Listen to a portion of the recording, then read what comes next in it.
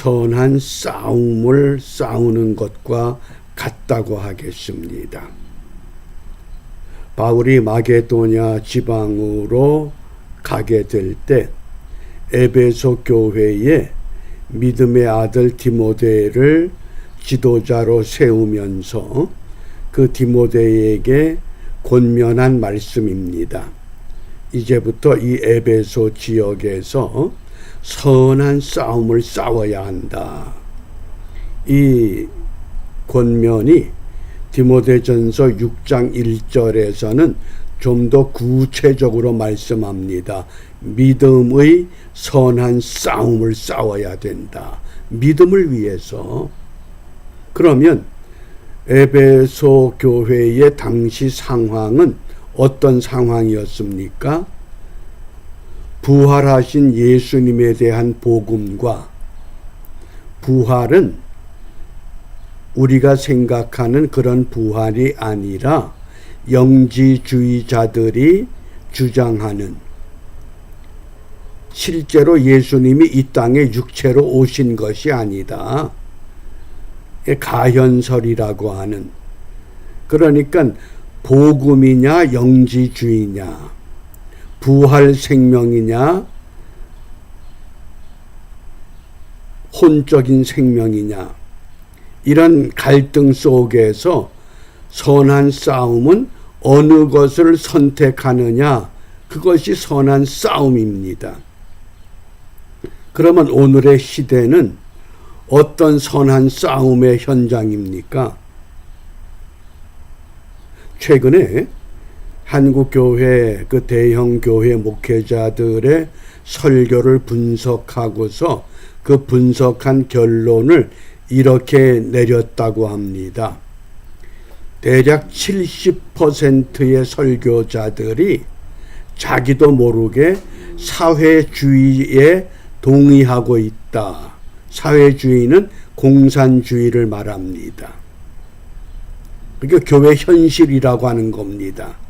그러니까 우리가 한국 사회가 좌경화되었다라고 판단하는데 그 판단이 틀리지 않았다고 하는 것.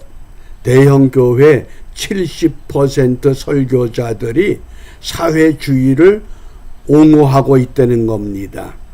설교 내용이 그렇다고 하는 겁니다. 그럼 왜 그렇게 됐겠느냐? 정말 공산주의를 좋아해서 사회주의를 갈망해서 그런 것이 아니라 성경의 가르침이 가난한 자, 약한 자, 외로운 자, 그들에게 집중적인 관심을 가져야 한다고 깨우쳤기 때문에 그들 편에서 복음을 제시하다 보면 나도 모르게 사회주의화 될 수밖에 없다고 하는 현실입니다. 한쪽에서 너무 부유한 삶을 사는데 한쪽에서 너무 처절한 삶을 사는 백성들이 너무 많기 때문에 그들에 대한 긍휼, 그들에 대한 사랑, 그들에 대한 관심이 나도 모르는 사이에, 또 사회적인 분위기에, 또 그러한 잘못된 교육을 받아왔기 까닭에 그렇게 변질되었다고 하는 겁니다. 그러므로 오늘 이 18절 말씀을 새 번역 성경에서 이렇게 말씀합니다. 아들 된 디모데여, 이전에 그대에 관하여 내린 예언을 따라 내가 이 명령을 그대에게 내립니다. 권면이 아니라 믿음의 아버지 사도 바울이 믿음의 아들 디모데에게 명령하겠다는 겁니다. 자칫 잘못하면 너도 영지주의를 따라갈 수밖에 없는 그런 환경이다. 그러니 그 환경에서 그대는 그 예언대로 선한 싸움을 싸워야 된다. 선한 싸움이 뭡니까? 어느 것을 선택해야 하느냐. 그래서 19절입니다. 선택을 위해서는 먼저 결단해야 된다. 믿음과 착한 양심을 가져라. 분위기에 따라서, 사회 흐름에 따라서, 민주주의의 다수결의 원칙에 따라서 결정하는 것이 아니라, 첫째는 믿음과 착한 양심을 가져야 된다.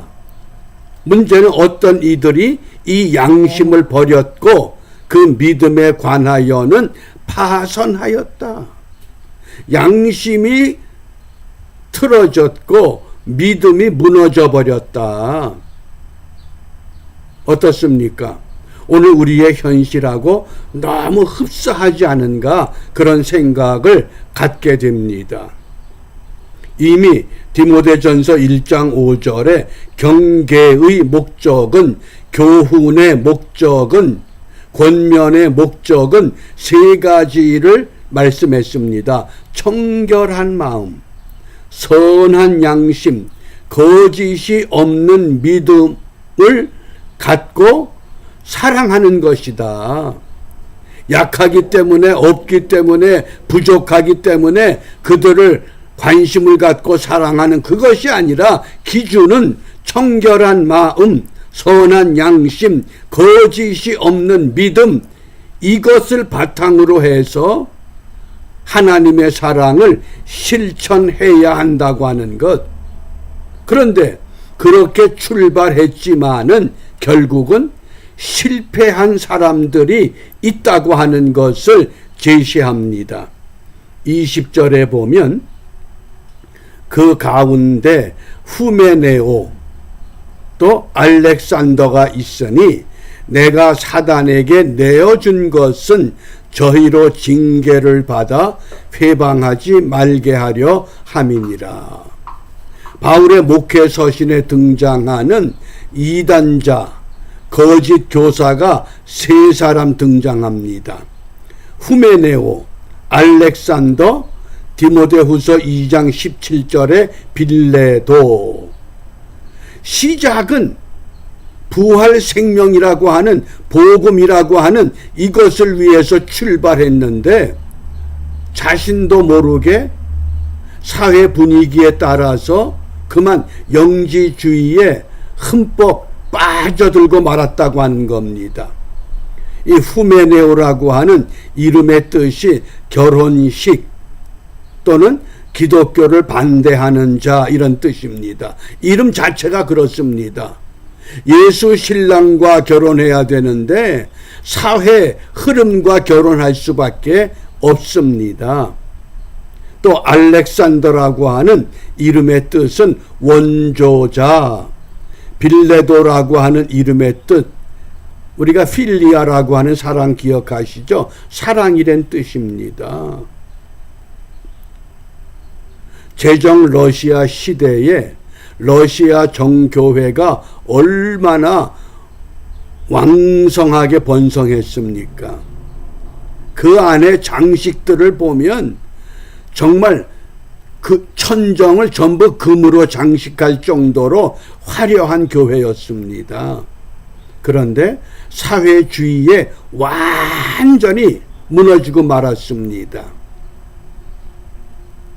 그렇게 정교회가 무너진 후에 지도자들이 모여서 통탄한 것이 우리가 속았구나.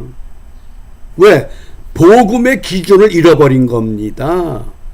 가난한 자들을 위해서, 농민들을 위해서, 노동자들을 위해서 구원은 그럴듯한데 성경의 가치와 맞는 것 같은데 결과는 전혀 아니었다고 하는 것, 이것을 뒤늦게 깨달았다고 하는 겁니다. 그러므로 오늘 이 사도 바울은 디모데전서 6장 1절에서 다시 한번 이렇게 강조합니다. 믿음의 선한 싸움을 싸우라. 그 다음 말씀이 중요합니다. 영생을 취하라. 영생을 취하라. 영생은 뭡니까? 영원 전부터 지금까지 앞으로 심판날까지 변함이 없이 흔들림이 없는 생명을 말하는 겁니다. 그러면서 이를 위하여 네가 부르심을 입었고 많은 증인 앞에서 선한 증거를 증거하였도다. 오늘 우리가 믿음의 선한 싸움을 싸우게 하기 위해서 하나님이 우리를 깨우셨습니다.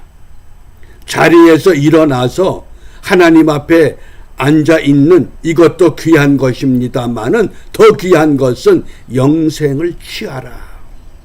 자칫 잘못하면 나도 모르는 사이에 이 후메네오 같이, 빌레도 같이, 알렉산더와 같이 잘못된 것으로 빠져들 수밖에 없습니다. 왜? 부활이라고 하는 것은 다 지나가 버린 과거야. 지금이 중요한 거야. 지금이. 오늘 현실이 어떠하냐? 그렇기 때문에 우리가 믿음의 선한 싸움을 위해서는 이 네 가지, 청결한 마음, 선한 양심, 거짓이 없는 믿음, 그리고 영생을 취하라. 청결한 마음은 무엇이라고 정의했습니까? 하나님을 볼 수 있는 믿음, 하나님을 만날 수 있는 믿음. 선한 양심은 자기를 살필 줄 아는 믿음.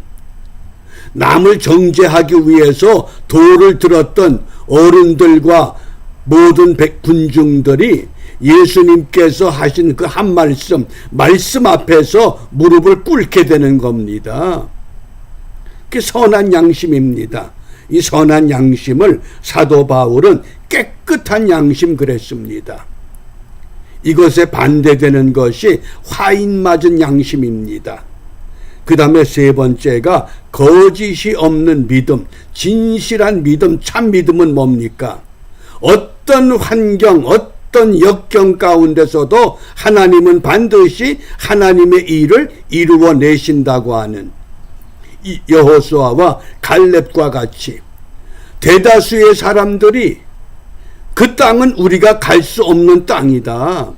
도저히 우리가 그 땅을 차지할 수 없다.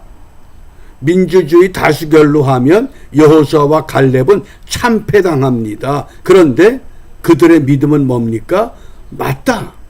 그게 현실이다. 그러나 하나님이 허락하시면, 하나님이 함께 하시면 그것이 믿음이라는 겁니다. 그래야만 영생을 취할 수 있습니다. 오늘 미국이나 한국이나 믿음의 선한 싸움, 우리 앞에 놓인 갈등의 구조가 뭡니까? 예수 복음이냐 종교냐. 꼭 기독교만이 구원받는 종교 아니지 않느냐. 그러니까 예수 복음과 종교화가 지금 맞서고 있습니다. 십자가의 길과 형통의 길이 맞서고 있습니다. 정의와 공의가 아니라 세속화가 지금 우리를 흔들고 있습니다. 최근에 미국 연합감리교회 우리가 상황을 보면 많은 교회들이 교회 재단에 속해 있습니다. 교회 건물이 자기 교회 것이 아니라 재단 것이라고 하는 교단 것입니다. 그런데 교단에서 동성애를 우리가 지지한다, 찬성한다, 이것에 반대하는 사람들은 나가라. 그러니까 제사는 교회 건물이 있어야 모이지 않습니까? 그것 때문에 떠나지 못하는 경우도 있다고 하는 겁니다. 가치의 기준이 어디에 있습니까? 교단의 장정입니까? 아니면 변함이 없는 하나님의 말씀입니까? 무에서 유를 창조하신 하나님이시라 그러면 그래, 우리 그까지 건물 없어도 돼. 없으면 길거리에서도 예배할 수 있고 온라인도 있고 얼마든지 방법은 있어. 우리는 진리를 떠날 수 없어. 그게 오늘 우리가 처한 믿음의 선한 싸움의 현실이라고 하는 겁니다. 신앙을 붙잡아야 되느냐, 교리를, 교단의 장정을 선택해야 되느냐, 이것이 오늘 우리 현실입니다. 내가 예수를 주장하게 되면 직장에서, 삶의 터전에서 불이익을 당할 수밖에 없는 현실입니다.